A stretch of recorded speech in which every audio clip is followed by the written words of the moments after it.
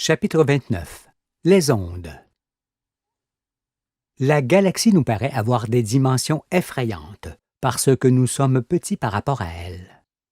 Mais lorsqu'on la regarde de l'extérieur et de loin, en sachant qu'elle est entièrement remplie d'autant de mondes qu'il y a d'étoiles, on s'aperçoit que la vie ne souffre nullement des distances qui séparent ces étoiles. Mais pour saisir pleinement tout ce qui se produit en son sein, et voir que nous ne sommes point isolés des autres mondes, nous devons étudier ce que sont réellement les ondes et la façon dont elles sont perçues. Les ondes et la matière. Comprenons d'abord que les ondes sont des mouvements vibratoires, à fonction périodique, ne pouvant se former et se propager que dans un milieu matériel. Il y a les ondes que l'on dit magnétiques, faites exclusivement dans l'essence, comme celles qui se propagent depuis le sol jusque dans l'espace et que l'on appelle ondes radioélectriques. Et il y a les ondes que l'on dit matérielles, qui sont des vibrations effectuées seulement dans les corps gazeux, liquides ou solides. Que ce soit dans l'essence ou les corps, toutes se propagent dans la matière par répercussions successives du phénomène qui les a créées. Or, puisque l'espace est matériel, nous sommes véritablement reliés à tous les astres et mondes de l'univers par l'essence et les ondes qui la parcourent. Là encore, nous devons ôter ce qui se dit habituellement au sujet des ondes, parce que celles-ci ne sont nullement composées par des électrons qui voyagent dans l'espace, ni par des particules d'énergie lumineuse sans masse, imaginées par les scientifiques, qu'ils appellent photons en ce qui concerne la lumière, ou phonons s'il s'agit d'acoustique. À leurs yeux, un photon serait-il comme un petit flambeau qui éclaire le paysage? Et un phonon serait-il comme un petit timbre qui indique ce qui se produit? Comment les imagine-t-il? Non, tout cela n'est point véritable. Par ailleurs, il ne peut pas y avoir d'ondes électromagnétiques produites par des électrons. Sinon, lorsque les hommes procèdent à des émissions d'ondes, il faudrait qu'ils projettent une quantité considérable de matière dans l'espace. Il en serait ainsi, et ce serait forcément le chaos. Par ailleurs, les ondes ne peuvent pas davantage être faites avec des particules d'énergie lumineuse sans masse, les photons, parce que sans masse signifie sans corps et forcément sans matière ni réalité. Il n'existe que des mouvements vibratoires de la matière. Perception des phénomènes. Voir, ressentir la chaleur, entendre, sont des phénomènes dus exclusivement à ces vibrations produites dans l'essence et les corps. C'est pourquoi le Créateur nous a donné des yeux qui interceptent et interprètent certaines vibrations de l'essence et des oreilles qui, elles, interceptent et interprètent certaines vibrations des corps. Mais parce que les phénomènes vibratoires sont d'une grande complexité, il faut se méfier du langage et des mots qui ne traduisent pas toujours leur réalité. Par exemple, si l'on dit « j'aperçois une lumière au loin », on dit une sottise, car la lumière ne se voit pas. Si elle se voyait, on serait dans un éblouissement constant, parce qu'on ne verrait qu'elle et non les objets. Non, ce que l'on aperçoit, ce n'est pas une lumière, mais un point éblouissant qui fait vibrer l'essence jusqu'à soi. Pareillement, si l'on dit « le son se propage dans l'atmosphère », on dit encore une sottise, parce que le son, en tant que tel, n'existe que lorsque les forces vibratoires sont captées par l'oreille. Hors de l'oreille, le son n'est que vibration. Cette image symbolise en haut l'univers plein, par la rangée de boules en contact, et, en dessous, l'univers que l'on suppose vide, par la seule boule allant se déplacer en son sein.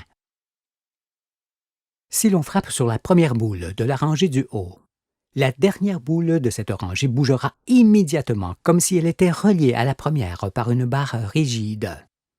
Et si, avec la même force, on frappe cette fois sur la boule seule du dessous, Celle-ci parcourra la distance pour aller d'un point à l'autre, en mettant un délai. Pour que la rangée de boules du haut représente l'essence de l'espace, on imagine les boules de toutes parts, se touchant les unes les autres. Quant à la boule seule, elle est la représentation d'une particule qui traverserait tout l'espace, comme le croient les savants qui mesurent les distances séparant les étoiles avec le temps que mettrait un photon ou un électron pour aller de l'une à l'autre. En raison de quoi, ils n'hésitent point à dire que nous voyons les étoiles dans le passé, parce que leurs fameuses particules mettent un certain temps pour venir d'une étoile jusqu'à nous et signaler qu'elle brille au loin, à tel endroit. Cependant, si l'on voyait les étoiles dans le passé, telles qu'elles étaient il y a des millions et des milliards d'années-lumière, comme ils disent, il est incontestable qu'on verrait aussi toutes choses dans le passé, même celles qui sont sur Terre, loin ou près de nous. Cela étant, chacun existerait en étant plus ou moins en avance sur tout ce qu'il voit. Mais il n'en est pas ainsi, car, en raison de l'incompressibilité de l'essence qui bouge dans tout son volume, les étoiles nous apparaissent immédiatement telles qu'elles sont à l'instant où nous les observons. Regardez à nouveau la figure du haut et imaginez le marteau et les vibrations qu'il provoque comme étant l'étoile et la dernière boule de la rangée comme si elle était en contact avec vous. Et vous comprendrez qu'il n'existe aucune vitesse de la lumière, d'autant que cette dernière n'existe nullement. Non, ce qui illumine, éclaire et rend visibles les choses, ce n'est pas la lumière, mais le déplacement de l'essence et son interception, comme cela est représenté par la rangée de boules. Un éclair d'orage fait vibrer très loin l'essence qui est incompressible, et on le voit immédiatement, sans délai, tandis que le bruit de cet éclair nous parvient plus tard. Il en est ainsi, parce que l'atmosphère qui vibre au contact de l'éclair, elle, est compressible. Par conséquent, il y a forcément délai de répercussion du phénomène dans l'air. Je l'explique autrement. L'air est composé de particules qui sont plus ou moins écartées les unes des autres.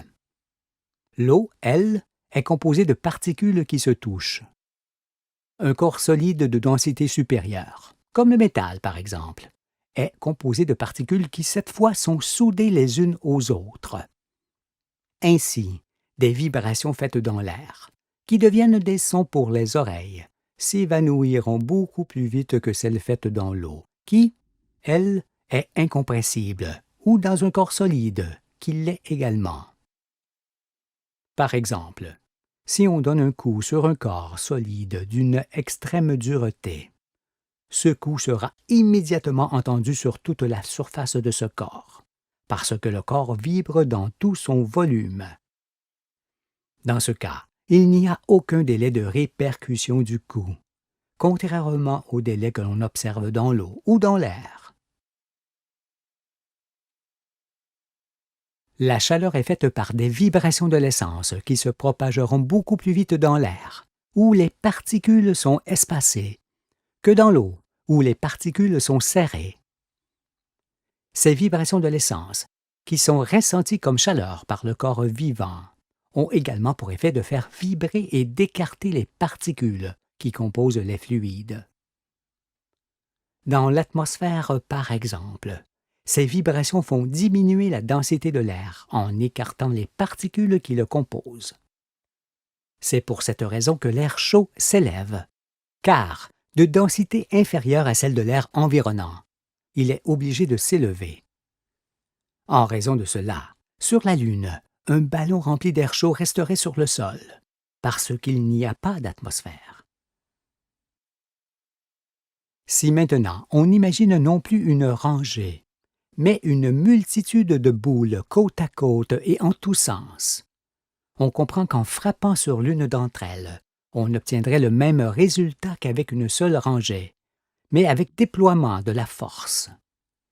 Et si l'on faisait de même sur une surface immense, remplie de boules, celle-ci serait beaucoup moins dérangée de loin en loin à cause du déploiement, On frapperait sur un seul point, alors que l'ensemble du volume bougerait. Une étoile est aussi un seul point dont la force dérange tout le volume de l'essence jusqu'à soi. Cela étant, on voit plus ou moins l'étoile selon sa distance. Voici deux autres illustrations qui montrent que les étoiles sont telles qu'on les observe, et non telles qu'elles étaient dans le passé. L'image de gauche représente un secteur de magnétosphère par le flux descendant sur l'astre, et l'image de droite un secteur du souffle de l'étoile par le flux qui remonte d'elle. Si c'était des trémies dans lesquelles on mettait du grain et que l'on se trouve soi-même au milieu, on ne ressentirait pas le grain couler à la même vitesse, ni avec la même force selon que l'on serait près ou loin du petit côté. En conséquence, si nous étions nous-mêmes la boule foncée de la figure de gauche, nous pèserions beaucoup plus près du petit côté de la trémie, à cause du grain qui coulerait plus fort à cet endroit. Inversement, si nous étions la boule claire, nous pèserions beaucoup moins en étant placés en haut où le grain, moins dense, coulerait moins fortement sur nous. Cependant, près ou loin du petit côté de la trémie, le grain coulerait dans tout son volume, en étant plus ou moins déplacé. La figure de droite montre que le flux émanant de l'étoile se dirige dans l'espace, en déployant son action.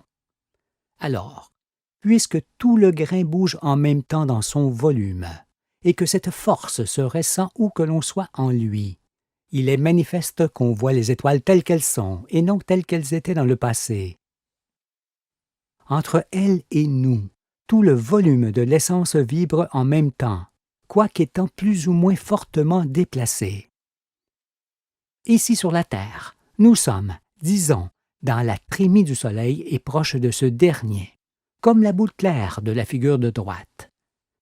Lorsque nous regardons une autre étoile, nous sommes aussi dans cette trémie, mais cette fois, dans la position de la boule foncée, plus éloignée, qui sent immédiatement vibrer le grain, mais un peu seulement. C'est pourquoi nous apercevons à peine l'étoile et, inversement, beaucoup le Soleil. Et cela s'accentue par le fait que le souffle du Soleil tend à écraser le souffle des étoiles. Pour toutes ces raisons, nous croyons fermement que les étoiles étaient beaucoup plus éloignées de nous qu'elles ne le sont en réalité. La chaleur et la lumière. Pourquoi la chaleur et la lumière sont-elles perçues lorsqu'on est assez près de l'étoile, alors que seule la lumière est perçue lorsqu'on en est fort éloigné?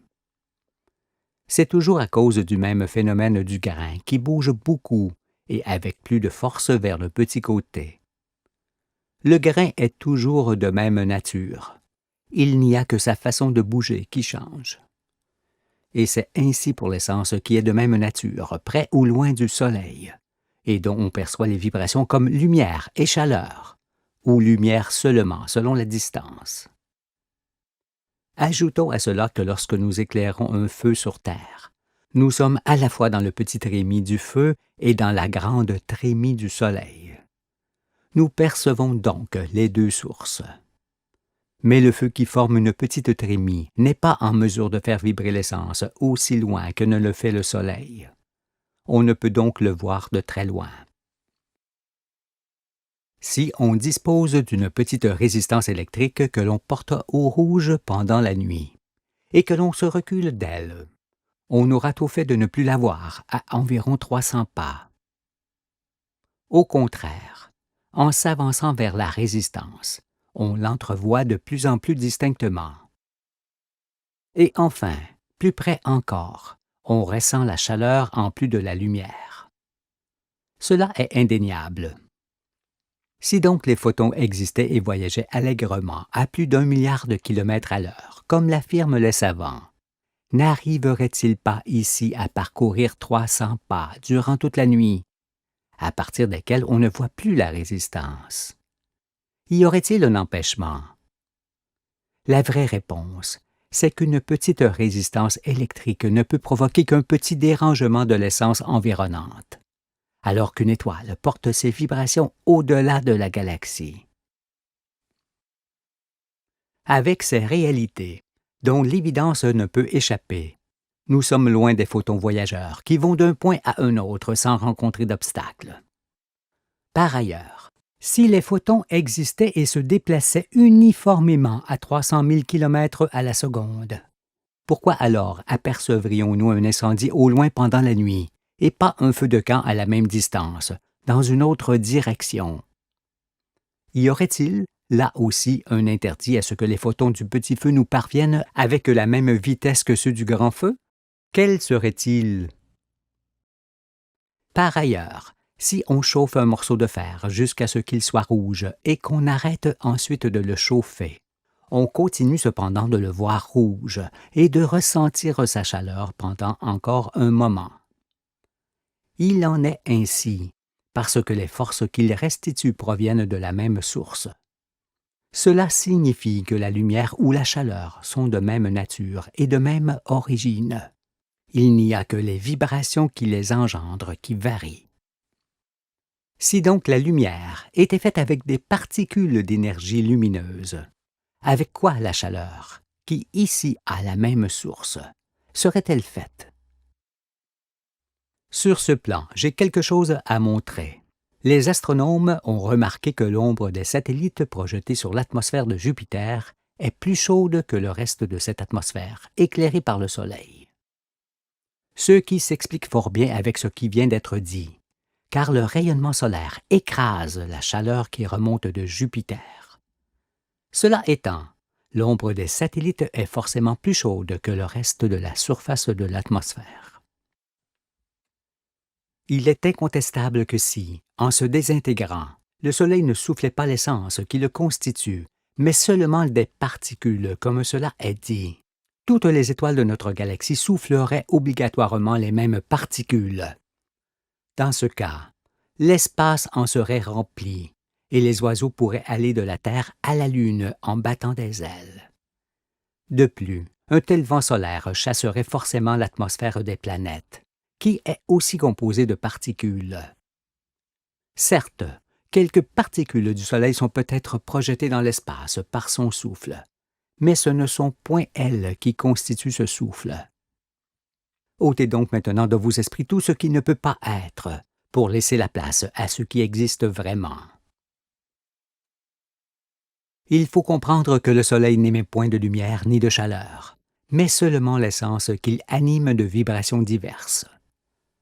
Et ce sont ces vibrations qui sont perçues par les êtres vivants comme lumière et chaleur, alors qu'elles ne sont que des forces vibratoires.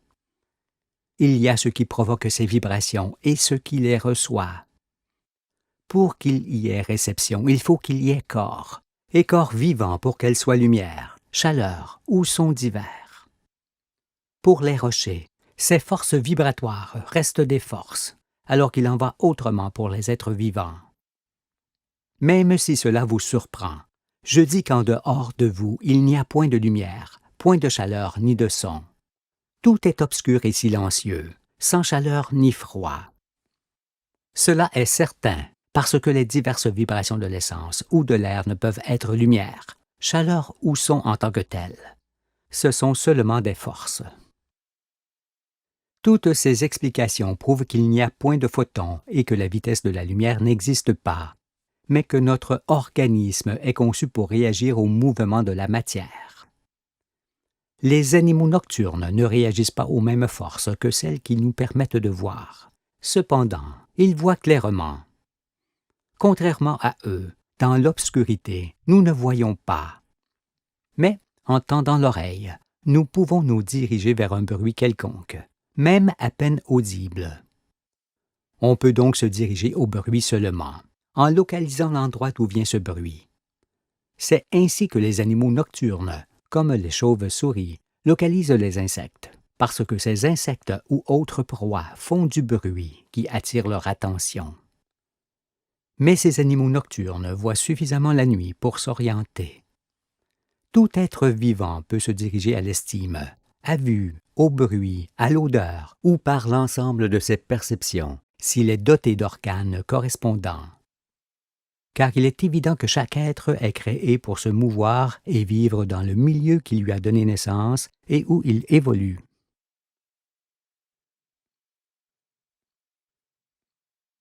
Perception des couleurs. Il faut également savoir que c'est en raison de la grande diversité des vibrations de l'essence et de la consistance des corps qui nous les renvoient, qu'il y a couleur des objets et couleurs changeantes. Les objets et les matériaux sont cependant sans couleur particulière. Mais on les voit colorés en fonction du pouvoir qu'ils ont de réfléchir le flot de vibrations qui les frappe. Ainsi, la matière qui renvoie très mal ou pas du tout les ondes apparaît noire. La matière que l'on voit noire limite donc les flux perceptibles. Contrairement, la matière que l'on voit blanche, pouvant provoquer l'éblouissement, est la limite dans l'autre sens. Quant aux violents flux qui pourraient abîmer la vue, comme cela se produirait si l'on persistait à regarder le soleil en face, ils dépassent en puissance ce que l'on peut supporter. L'œil ne peut ni ne doit tout percevoir, et l'oreille de même. Il ne faut donc pas confondre les corps qui provoquent des vibrations, des ondes, avec les corps qui les renvoient, comme le fait la Lune ou un objet. Car le flux arrivant directement du corps qui l'émet jusqu'à nous montre ce point d'émission seulement. Et s'il nous est renvoyé par un objet, celui-ci prend alors l'aspect d'une source. On ne voit que les corps qui émettent des flux vibratoires, soit parce que ces corps sont des sources, soit parce qu'ils les renvoient en donnant l'apparence d'être des sources. On voit donc les choses en couleur, alors qu'en vérité rien n'est coloré. L'arc-en-ciel en est un excellent témoignage, parce qu'il est de toutes les couleurs, alors que l'eau est parfaitement incolore. Ces couleurs sont provoquées par le fond de pluie qui fait écho aux diverses vibrations solaires. Les matières ne sont pas en couleur, car ni l'éther, ni les particules, ni les astres ne sont colorés. La couleur n'est qu'un discernement et une identification n'appartenant qu'aux êtres vivants. On peut prendre pour preuve l'eau, qui est incolore et qui apparaît colorée uniquement par le rayonnement du soleil, ou encore l'air, qui n'a pas de couleur particulière, mais qui fait apparaître le ciel bleu par réfraction. De même, si nous nous rapprochions à vive allure d'une étoile, qui est blanche d'ordinaire, nous la verrions éclairée plutôt dans le bleu. Et si nous nous en éloignions à la même vitesse, nous la verrions éclairée plutôt dans le rouge. Il en serait ainsi, parce que notre grande vitesse s'ajouterait à celle de son souffle lorsque nous nous en rapprocherions, et s'y soustrairait lorsque nous nous en éloignerions. Cela étant, si une étoile blanche se trouve à une certaine distance de la Terre et exactement sur le même plan, nous pouvons, en raison de la rotation de la Terre autour du Soleil, la voir bleue aujourd'hui et rouge dans 6 mois. Mais il ne faudra pas en conclure, comme cela a déjà été fait par les savants, que nous avons trouvé une étoile qui avance et qui recule. Parce que c'est nous qui le faisons tous les 6 mois avec la Terre et par rapport à elle.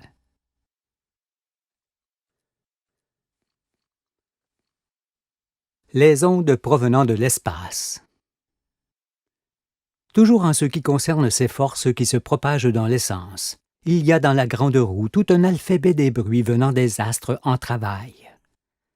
La naissance d'un satellite produit un bruit identique à celui d'un gros éclair multiplié à la dimension de l'astre, qui pourrait être le A de cet alphabet.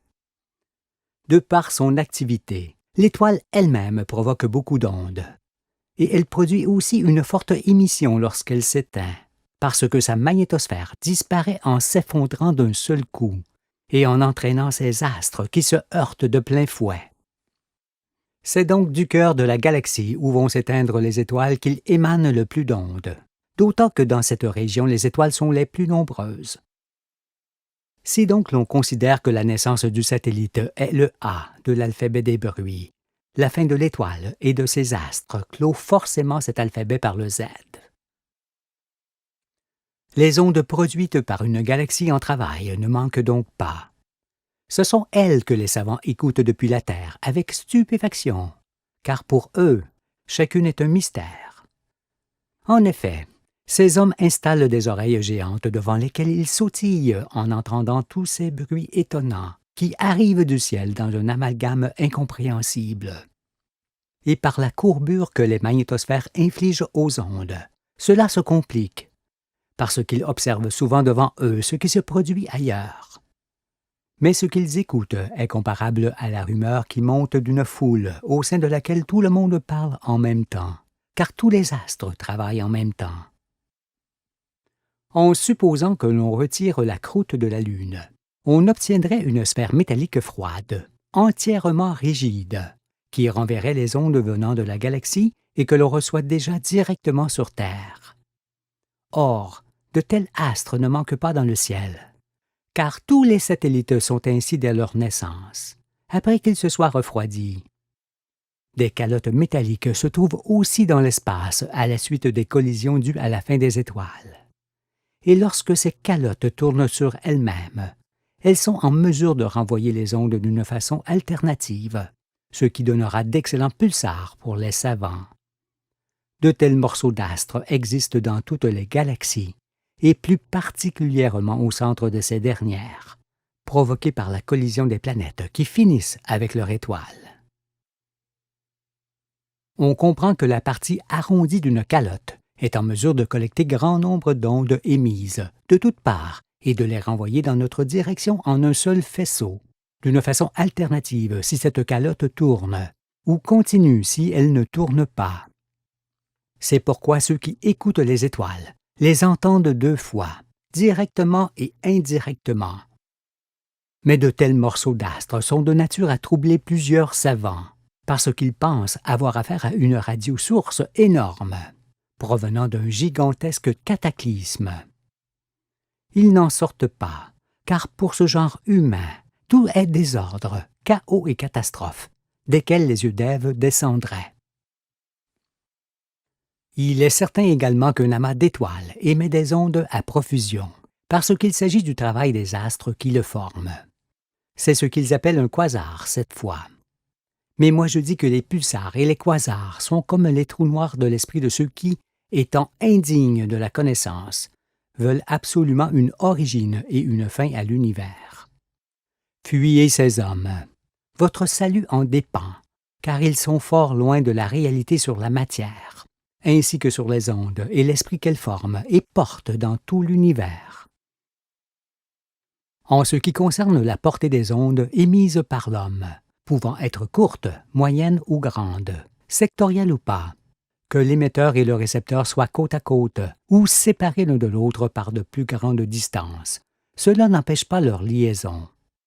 C'est pourquoi on peut fort bien animer un instrument récepteur placé devant soi ou sur la Lune, parce que l'essence et les ondes qui parcourent cette dernière nous relient à lui, où qu'il soit. L'homme saurait donc faire cela en étant créature, et Dieu ne saurait nous animer pareillement en étant le Créateur. L'univers émet et nous sommes son œuvre qui le reçoit. Cela étant, nous fonctionnons avec l'univers et non indépendamment de lui.